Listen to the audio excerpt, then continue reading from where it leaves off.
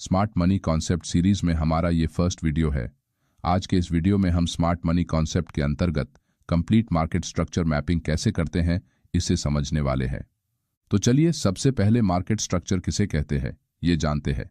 Market में मुख्य रूप से 3 स्टेजेस या फिर स्ट्रक्चर्स होते हैं, जिसमें बुलिश स्ट्रक्चर जिसे हम प्राइस एक्शन में अप ट्रेंड कहते हैं, साथ ही एक साइडवेज स्ट्रक्चर और उसके बाद एक डाउन ट्रेंड या फिर बेरिश स्ट्रक्चर को हम चार्ट पर देखते हैं। अगर आप प्राइस एक्शन की समझ रखते हैं तो जब भी मार्केट में प्राइस हायर हाई और हायर लोज बनाकर ऊपर बढ़ती है तो उस समय मार्केट में एक अप ट्रेंड चल रहा होता है, जबकि साइडवेज मार्केट में चार्ट पर दोनों तरफ से लगभग इक्वल हाइज और लोज बनने के कारण हमें कोई भी क्लियर ट्रेंड नहीं दिखाई देता, जिस कारण प्राइस एक ही रेंज में कंसोलिडेट करती रहती है। लेकिन जब भी मार्केट में लोअर लोज और लोअर हाइज का स्ट्रक्चर चार्ट पर बनता है तो हम उसे एक डाउन ट्रेंड या फिर बेरिश मार्केट स्ट्रक्चर कहते हैं। ये मार्केट में चल रहे ट्रेंड या फिर स्ट्रक्चर को समझने का एकदम बेसिक सा तरीका है, जिसे हम प्राइस एक्शन में चार्ट रीडिंग करते समय इस्तेमाल करते हैं। लेकिन एसएमसी में मार्केट स्ट्रक्चर मैपिंग करते समय हमें ब्रेक ऑफ स्ट्रक्चर और चेंज ऑफ कैरेक्टर, इन 2 बातों का ध्यान रखना पड़ता है। तो चलिए सबसे पहले ब्रेक ऑफ स्ट्रक्चर यानी कि बॉस किसे कहते हैं ये जानते हैं। यहां मार्केट एक अप ट्रेंड में इस तरह से हायर हाइज और हायर लोज का फॉर्मेशन बनाकर ऊपर जा रहा है। स्मार्ट मनी कॉन्सेप्ट में जब भी प्राइस अपने पुराने हाई को ब्रेक करके ऊपर निकलती है और उस हाई के ऊपर थोड़ी देर तक ट्रेड करने के बाद नीचे आती है तो इसे हम ब्रेक ऑफ स्ट्रक्चर कहते हैं, क्योंकि यहां मार्केट ने इस तरह से एक स्विंग हाई बनाया था, यानी कि एक पैटर्न क्रिएट किया था। अब जब प्राइस इस लोअर पॉइंट से फिर से ऊपर निकलती है तो प्राइस ने बनाया हुआ ये पैटर्न यानी कि स्ट्रक्चर ब्रेक हो जाता है, जिससे यहां एक और न्यू हाई बनने से चार्ट पर एक और न्यू पैटर्न या फिर स्ट्रक्चर बन जाता है। इस तरह से प्राइस हायर हाइज बनाकर ऊपर बढ़ती है। प्राइस एक्शन में जब भी इस तरह से प्राइस मूव करती है तो यहां हम इसे चार्ट पर बनने वाला एक चार्ट पैटर्न कहते हैं, और जब भी मार्केट अपने पुराने पैटर्न को ब्रेक करके एक नया पैटर्न बनाता है तो उसे हम प्राइस एक्शन की भाषा में पैटर्न ब्रेक इस नाम से जानते हैं। लेकिन इसी बात को स्मार्ट मनी कॉन्सेप्ट में ब्रेक ऑफ स्ट्रक्चर इस तरह के भारी भरकम नाम से बुलाया जाता है। यहां सिर्फ नाम ही चेंज हुआ है, लेकिन कॉन्सेप्ट लगभग वही है। जब भी प्राइस अपने पुराने हाई को ब्रेक करने के बाद ऊपर निकलती है और फिर से अपने पुराने स्विंग हाई पॉइंट से कम 50% के आसपास रिट्रेसमेंट लेकर नीचे आती है तो उस समय हम इसे एक वैलिड ब्रेक ऑफ स्ट्रक्चर कहते हैं, जिससे हमारा पुराना हाई यहां से आगे शिफ्ट होकर इस न्यू हाई में बदल जाता है। और जब मार्केट नीचे से ऊपर निकलते हुए एक बार फिर से अपने न्यू हाई को ब्रेक करके फिर से उसी तरह नीचे आता है तो यहां हमारा पुराना स्विंग लो अब यहां इस न्यू स्विंग लो में कन्वर्ट हो जाता है। अब इस तरह से जो पैटर्न बनता है तो इसे एक वैलिड ब्रेक ऑफ स्ट्रक्चर कहा जाता है, जहां प्राइस एक स्ट्रांग पुल बैक लेकर नीचे आती है और फिर से ऊपर की तरफ निकलती है। लेकिन बहुत बार जब मार्केट में एक स्ट्रांग अप ट्रेंड चल रहा होता है उस समय प्राइस थोड़ा सा नीचे आकर फिर से ऊपर निकलती है, जिससे चार्ट पर इस तरह से शैलो पुलबैक बनता है। अब इस तरह के पुलबैक को बहुत से न्यू ट्रेडर जो एसएमसी को सीख रहे हैं वो एक वैलिड पुलबैक मानते हैं, लेकिन ये एक गलत प्रैक्टिस है।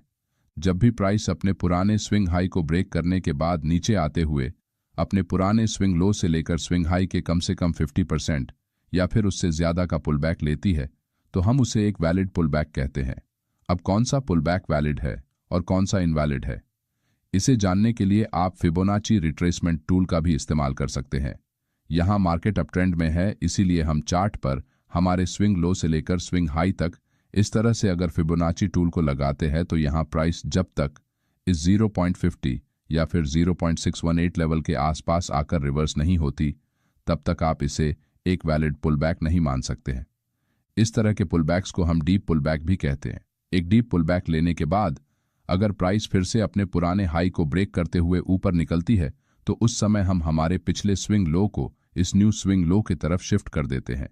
इसी तरह से मार्केट में स्ट्रक्चर मैपिंग करते हुए स्विंग हाइज और स्विंग लोज को आगे शिफ्ट किया जाता है।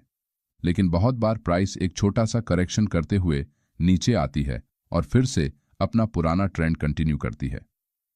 उस समय इस तरह के पुलबैक में प्राइस फिबोनाची टूल के 0.382 लेवल को टच करके या फिर उससे पहले ही रिवर्स हो जाती है। इस तरह के पुलबैक को शैलो पुलबैक्स कहते हैं। जब भी मार्केट में एक स्ट्रांग ट्रेंड चल रहा होता है उस समय प्राइस थोड़ी देर के लिए पॉज लेती है, जिस कारण इस तरह के पुलबैक्स हमें चार्ट पर देखने को मिलते हैं। इसी कारण इन पुलबैक्स से बनने वाले लोज को हम स्ट्रक्चर मैपिंग में कंसिडर नहीं करते हैं, क्योंकि ये एक वैलिड पुलबैक नहीं है। अब ब्रेक ऑफ स्ट्रक्चर को जानने के बाद एसएमसी में चेंज ऑफ कैरेक्टर किसे कहते हैं, इसे जानते हैं। यहां हम फिर से एक अपट्रेंड का एग्जाम्पल लेंगे। एक अपट्रेंड में जब भी प्राइस इस तरह हायर लोज और हायर हाइज बनाकर ब्रेक ऑफ स्ट्रक्चर करते हुए आगे बढ़ती है, तो हम इसे एक स्ट्रॉन्ग अपट्रेंड कहते हैं। यहां प्राइस नीचे से लेकर यहां हायर पॉइंट तक आते हुए लगातार अपने पुराने हाइज को ब्रेक करते हुए आगे बढ़ी है, लेकिन एक पॉइंट के बाद प्राइस अपने पिछले हाई को ब्रेक करने के बजाय अपने पिछले लो पॉइंट को नीचे की तरफ ब्रेक कर देती है। अब पिछले कुछ समय से मार्केट में एक अपट्रेंड चल रहा था, जहां प्राइस हायर हाइज बना रही थी। इसका मतलब मार्केट एक ही दिशा और एक ही पैटर्न में मूव करते हुए एक जैसा बर्ताव कर रहा था, यानी कि उसका कैरेक्टर बुलिश था।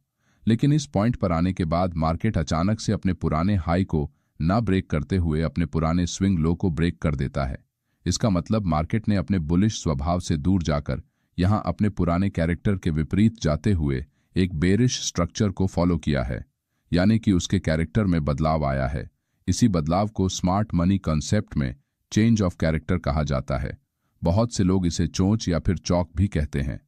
अब इसे थोड़ा सिंपल वे में समझते हैं। यहाँ लेफ्ट साइड में प्राइस एक बुलिश ट्रेंड में है, यानी कि उसका कैरेक्टर बुलिश है, और इस राइट साइड के चार्ट में प्राइस एक बेरिश ट्रेंड में है, यानी कि उसका कैरेक्टर बेरिश है। लेकिन कुछ समय बाद प्राइस अपने पुराने पैटर्न को, यानी कि कैरेक्टर को आगे कंटिन्यू करने के बजाय प्राइस बुलिश पैटर्न में बेरिश और बेरिश पैटर्न में जब इस तरह से बुलिश स्ट्रक्चर को अगर चार्ट पर बनाने लगती है, तो उसे हम चेंज ऑफ कैरेक्टर कहते हैं।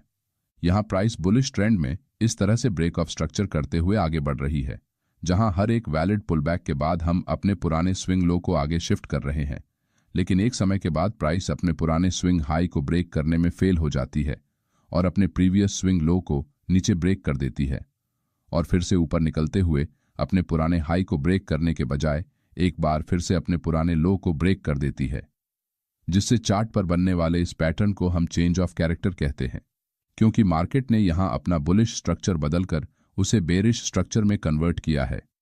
चेंज ऑफ कैरेक्टर को हम ट्रेंड में आने वाले संभावित बदलाव के रूप में भी देख सकते हैं। इसका मतलब अगर चार्ट पर चेंज ऑफ कैरेक्टर जैसा स्ट्रक्चर बनता है, तो मार्केट अपना पुराना ट्रेंड कंटिन्यू करने में फेल हो गया है और मार्केट में एक न्यू ट्रेंड स्टार्ट होने के चांसेस बढ़ रहे हैं, जिससे आप इसके अकॉर्डिंग अपने ट्रेड एंट्री को प्लान कर सकते हैं। लेकिन कौन सा ब्रेक ऑफ स्ट्रक्चर और चेंज ऑफ कैरेक्टर वैलिड है और कौन सा इनवैलिड है, इसे कैसे पहचानना है, चलिए जानते हैं। यहां मार्केट हायर हाइज और हायर लोज का स्ट्रक्चर बनाकर बुलिश ट्रेंड में ट्रेड कर रहा है। यहां पहली बार प्राइस अपने इस हाई को ब्रेक करती है और फिर से नीचे जाते हुए पुल बैक लेकर अपने पुराने हाई को ब्रेक करने की कोशिश करती है, जिससे चार्ट पर इस हाई पॉइंट के पास एक लॉन्ग विक कैंडल बनती है। लेकिन ये एक वैलिड ब्रेक ऑफ स्ट्रक्चर नहीं है, क्योंकि यहां कैंडल की क्लोजिंग प्रीवियस स्विंग हाई के ऊपर नहीं हुई है। इसलिए हम इसे स्मार्ट मनी कॉन्सेप्ट में एक लिक्विडिटी स्वीप कहते हैं, क्योंकि मार्केट ने यहां इस हाई के आसपास जो भी सेलर्स के स्टॉप लॉस लगे हुए थे, उन्हें अब्जॉर्ब करने की कोशिश की है। थोड़ी देर बाद प्राइस एक छोटा सा पुल बैक लेकर ऊपर बढ़ते हुए अपने पुराने स्विंग हाई के ऊपर कैंडल क्लोज करती है। तो अब हम इसे एक वैलिड ब्रेक ऑफ स्ट्रक्चर कह सकते हैं। जैसे ही हमें यहां एक वैलिड ब्रेक ऑफ स्ट्रक्चर मिलता है, तो हम अपने पुराने स्विंग लो को इस न्यू स्विंग लो में शिफ्ट कर सकते हैं। थोड़ी देर बाद प्राइस फिर से एक पुल बैक लेकर अपने पुराने स्विंग हाई को ब्रेक करने की कोशिश करती है, लेकिन यहां भी कैंडल इस स्विंग हाई के ऊपर क्लोज करने में फेल हो जाती है और प्राइस तेजी से नीचे गिर जाती है। इसका मतलब यहां कोई भी वैलिड ब्रेक ऑफ स्ट्रक्चर नहीं हुआ है, जिस कारण हमें अपने पुराने स्विंग लो को आगे शिफ्ट करने की कोई भी जरूरत नहीं है। क्योंकि जब तक चार्ट पर कोई वैलिड ब्रेक ऑफ स्ट्रक्चर नहीं बनता, तब तक हमें अपने पुराने स्विंग लो को उसकी जगह से आगे शिफ्ट नहीं करना है। इस बात को आपको समझना होगा, तभी आप चार्ट पर अच्छी तरह से स्ट्रक्चर मैपिंग कर सकेंगे। अब हमारा स्विंग लो अपने पुराने जगह पर है, लेकिन यहां मार्केट ने अपने बुलिश ट्रेंड को फॉलो करते हुए स्विंग हाई को ब्रेक करने की जगह स्विंग लो को ब्रेक किया है। इसका मतलब यहां चेंज ऑफ कैरेक्टर होने के कारण मार्केट में बेरिश ट्रेंड के आने की संभावना है। यहां प्राइस नीचे जाते हुए अपने पुराने स्विंग लो के नीचे कैंडल को क्लोज करती है, जिससे ये एक वैलिड चेंज ऑफ कैरेक्टर बन जाता है। थोड़ी देर बाद प्राइस नीचे से पुलबैक लेकर ऊपर आती है। मगर फिर से नीचे जाते हुए अपने पुराने स्विंग लो को ब्रेक कर देती है।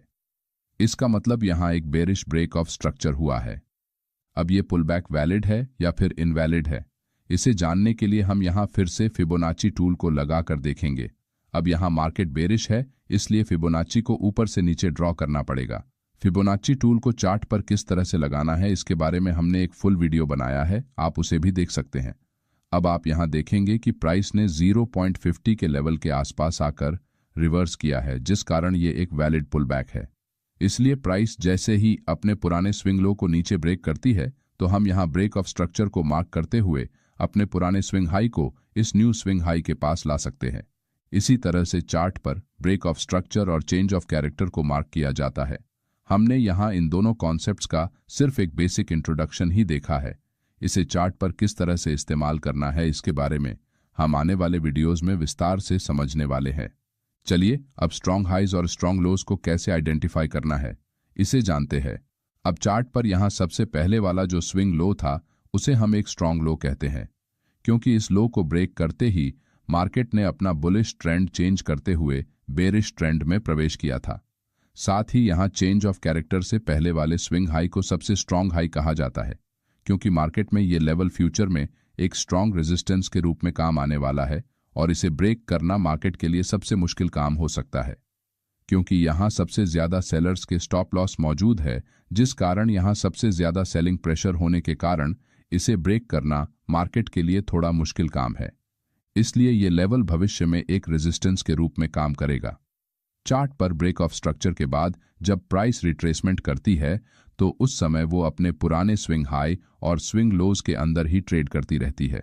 उस समय यहाँ जो ये स्विंग्स बन रहे हैं उन सभी को इंटरनल स्विंग्स या फिर माइनर स्विंग्स कहा जाता है। इस तरह के स्विंग्स को चार्ट पर रिटेल ट्रेडर्स की लिक्विडिटी को ग्रैब करने के लिए बनाया जाता है। इसलिए इस तरह के इंटरनल स्ट्रक्चर में हमें अपनी ट्रेड एंट्रीज को करने से हमेशा बचना चाहिए। बहुत से रिटेल ट्रेडर्स को प्रो ट्रेंड या फिर मेजर ट्रेंड और माइनर या फिर काउंटर ट्रेंड को समझने में मुश्किल होती है। चलिए इसे सिंपल भाषा में समझते हैं। इस चार्ट में प्राइस यहां से लेकर यहां इस पॉइंट तक हायर हाइज और हायर लोज बना रही है। प्राइस एक्शन के हिसाब से ये एक बुलिश ट्रेंड कंसिडर किया जाता है। इसका मतलब मार्केट में मुख्य रूप से एक बुलिश सेंटिमेंट बना हुआ है, यानी कि मार्केट का मेजर ट्रेंड या फिर जिसे कुछ लोग प्रो ट्रेंड कहते हैं वो बुलिश है, क्योंकि प्राइस धीरे धीरे ऊपर बढ़ रही है। लेकिन मार्केट में प्राइस कभी भी एक सीधी रेखा में ऊपर या फिर नीचे मूव नहीं करती। अगर प्राइस को एक जगह से दूसरे जगह जाना है तो उसे बायर और सेलर्स को ट्रेड एंट्री और एग्जिट करने का मौका देना पड़ता है। इसलिए इस पॉइंट पर मार्केट में जो ट्रेडर्स ऐड हुए थे उनमें से कुछ ट्रेडर्स के द्वारा प्रॉफिट बुकिंग करने और कुछ फ्रेश सेलर्स के ऐड होने के कारण प्राइस यहां थोड़ा नीचे आती है, जिस कारण यहां फिर से कुछ न्यू बायर्स मार्केट में शामिल होते हैं और ये सिलसिला ऐसे ही चलता रहता है, जिस वजह से प्राइस छोटे छोटे पुलबैक लेकर आगे बढ़ती है। एक मेजर ट्रेंड की विपरीत दिशा में प्राइस के इसी बिहेवियर को हम माइनर ट्रेंड या फिर काउंटर ट्रेंड कहते हैं।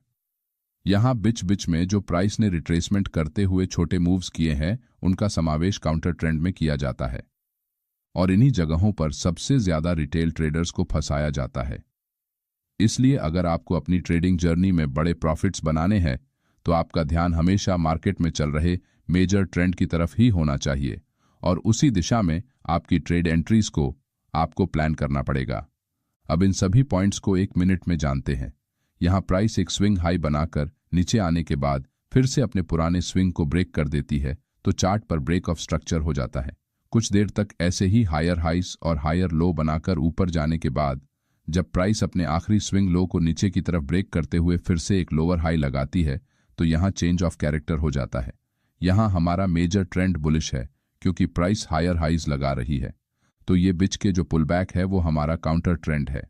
साथ ही ये स्विंग हाई और ये स्विंग लो स्ट्रांग है, तो ये बिच में बन रहे स्विंग हाई एंड लोज को हम वीक हाई एंड लोज कहते हैं और साथ ही इन्हें इंटरनल स्ट्रक्चर भी कहा जाता है। यहाँ ये एक इनवैलिड पुलबैक है क्योंकि मार्केट यहाँ 50% से कम रिट्रेस हुआ है, तो ये एक वैलिड पुलबैक है क्योंकि यहाँ प्राइस ने डीप पुलबैक लिया है। इस वीडियो में हमने स्मार्ट मनी कॉन्सेप्ट्स के सिर्फ कुछ बेसिक कॉन्सेप्ट्स को कम समय में जानने की कोशिश की है। अगले वीडियो में हम इससे एडवांस्ड और एक्चुअल ट्रेडिंग में काम आने वाले कॉन्सेप्ट्स को 1 by 1 फुल डिटेल में चार्ट्स पर अच्छी तरह से समझने की कोशिश करेंगे। द ब्रेन टाइटन्स इस यूट्यूब चैनल और इंस्टाग्राम अकाउंट के अलावा हमारा कोई भी टेलीग्राम चैनल या फिर फेसबुक पेज नहीं है। कुछ लोग हमारे नाम से फेक अकाउंट बनाकर हमारे ही वीडियोस का इस्तेमाल करके आपको बेवकूफ़ बना सकते हैं। कृपया इन फ्रॉड लोगों से सावधान रहे। अगर आपको हमारा ये वीडियो अच्छा लगा तो वीडियो को लाइक और चैनल को सब्सक्राइब जरूर करें। धन्यवाद।